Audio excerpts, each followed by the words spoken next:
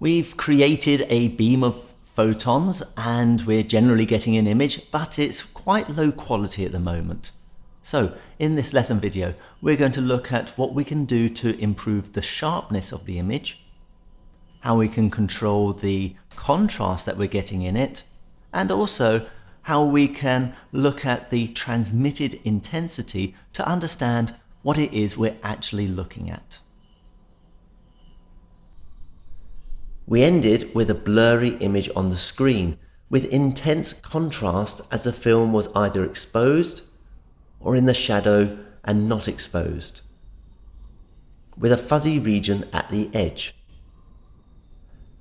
Let's start by sharpening the image, removing the fuzziness. If you have not given any thought to how to do this yet, please do so whilst you pause the video. So there are two methods we're going to look at. The first is removing the problem at its source, the source of the fuzziness, of the ambiguity in where the edge of the body is. That ambiguity lies in the fact that X-rays from two different positions on the anode source reach the edge of the body at the same point and go on to hit the film at different points.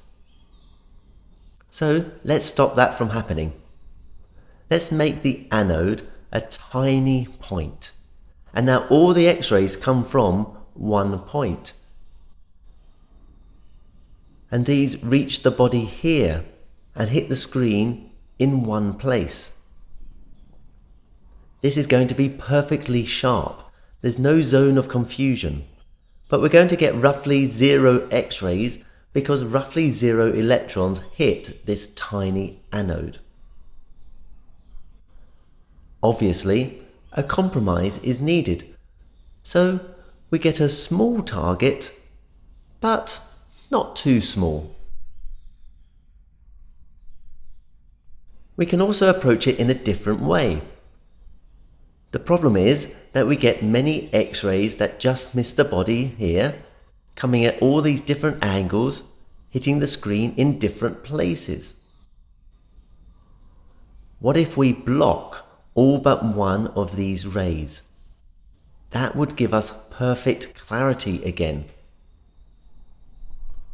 So if we put parallel plates over here, they can block any X-ray that is not horizontal. These two methods can be combined to give very good sharpness. So we can improve the sharpness by reducing the size of the anode and using a collimator to block unwanted rays. This reduces the zone of confusion, so we know more precisely where the edges of the body are. We also want to control contrast, which is controlled by two things: the intensity of the beam and the hardness of the beam. The intensity is simply the wave power per unit area. More wave power means the film will be exposed more quickly, leading to a deeper black. In our example, we'd get a deep black where the film is exposed and a pure white where it is not exposed. If the intensity was low, we'd get grey and white instead. The second factor, hardness, is the word used for the penetration power of the X-ray through body tissues. You might think this is about the same as intensity, but in fact, the two can be controlled independently to some extent. This is because the interaction between the beam and the body depends on two things: the properties of the beam and the properties of the body.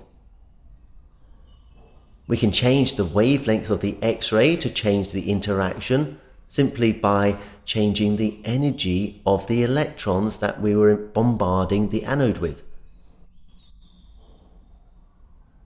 But we can't really change the body without upsetting our patient. Now it turns out that shorter wavelengths tend to have greater penetration, giving us a dial to be able to control how much penetration we have. This gives us the idea that the intensity of the beam is going to drop as it goes through, potentially down to zero. It's going to be absorbed by the patient. We do actually want some to get through. For example, maybe we want bone to stop the X-ray completely, but muscle lets it through. Maybe we want muscle to almost stop the X-ray, but skin lets it through, giving us contrast between the muscle and the skin. Adjusting the wavelength lets us make these adjustments, perfectly suited to what the doctor wants to see. And here we get to apply some mathematics to the process. The intensity is going to reduce, but by how much? The energy is being absorbed as it interacts with the material, and this absorption follows a decay curve, just like you did with half-life. Only this time it's not time on the x-axis, it's distance in the material, giving us a half thickness value.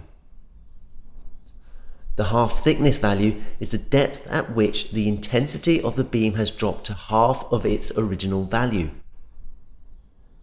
The equation for this is I equals I naught e to the minus mu x, where I naught is the original incident intensity, x is the depth in the material, and mu is a constant called the linear absorption coefficient. Mu, the linear absorption coefficient, or also called the linear attenuation coefficient, is a constant, but not a very good one. A good constant stays constant, like C. But this one varies both on the medium, which is reasonable, but also on the energy of the X-ray photons. Anyway, notice it has linear in the name, so it works because we collimated the beam of X-rays, and that we can control its value by creating different energy X-rays. This lets us control the hardness, which lets us control the contrast. So we have looked at how we can improve the sharpness by reducing the size of the anode and using a collimator to block unwanted rays. We've seen improving the contrast by controlling the intensity of the X-ray beam, and the hardness by controlling the wavelength. We've also looked at using the linear absorption coefficient mu, where the equation is that I equals I naught e to the minus mu x, and that can give us information about what the X-ray beam is going through. You now need to make sure you practice using that equation and that you are ready for any kinds of questions.